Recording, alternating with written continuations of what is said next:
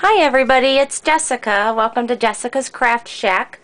Today I'm sharing a video on a technique using your stamps, and I used just some regular sandpaper, and what we're going to do is we are going to do a stamping technique onto our cardstock and our papers, and then we are going to sand over top of it to give it a distressed and a faded look. I've seen others call this technique faux linen, but for the sake of the stamps I'm using today, I'm just going to call it a sanding distress technique.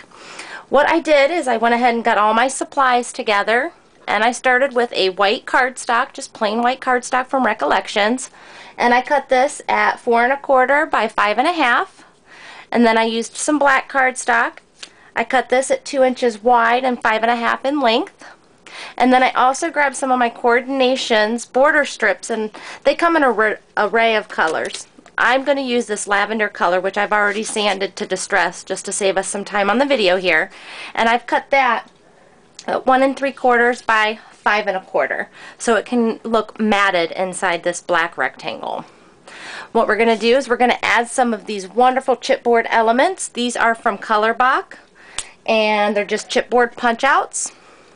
And then, of course, you know me, I've got to use my Unity stamps.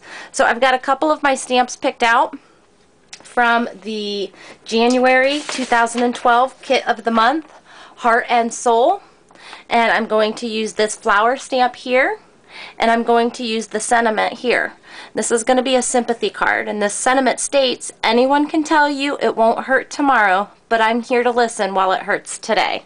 I love to lend a listening ear to those that are in need of it, and there's a few people in my life that this card is going to cheer up. I'll probably mass produce it, maybe in different colors, not sure yet. So what I'm going to start with, this is the layout of my card. We're going to put the sentiment off to the left here, and what I'm going to do is I'm going to show you the sanding technique with the stamp on the purple, the lavender Coordinations cardstock, which I've already sanded one layer of.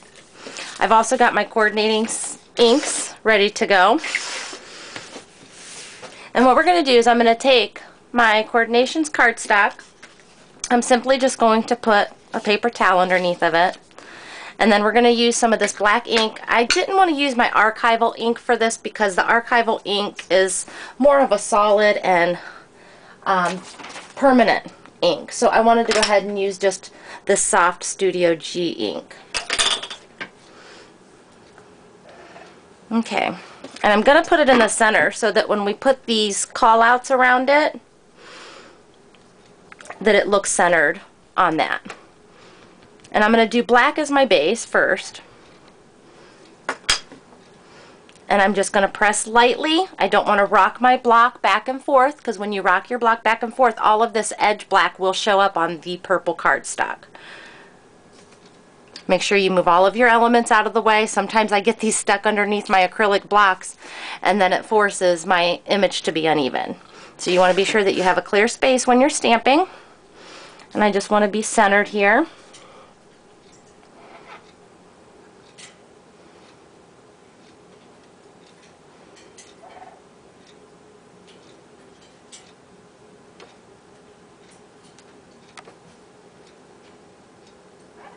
And then I'm just going to lift up, and there we go. I like how it's kind of catty-cornered a little bit, not straight. Then I'm going to take my sanding paper, and I'm just going to go over top of this sporadically. You don't have to do it in any specific direction.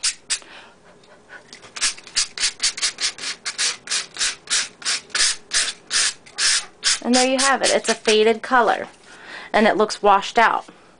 Now, what I like to do over top of it, since the purple is kind of a background color in this, I am going to also take another flower stamp, and this time I am going to use, let me see which flower. I love this little bouquet of flowers in this set called Dutch Mustard Soup by Jilly Bean Soup. I love these round circles. They're great for sentiments, but I love this little bouquet here, and I haven't got to use it yet, so I'm going to grab that out of here.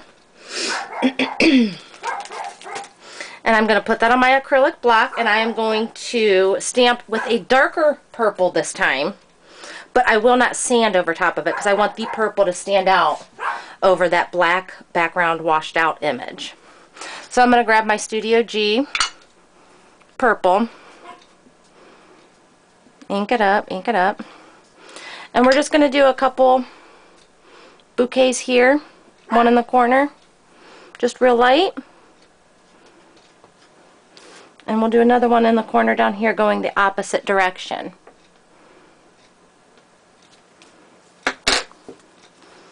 And there you have it.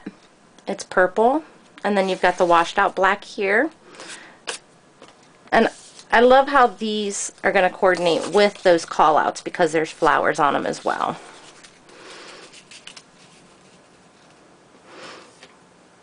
So that's the technique. Next we're going to do the sentiment stamp. Now I am going to get my archival ink to do this because I want this to be very bold against the white cardstock.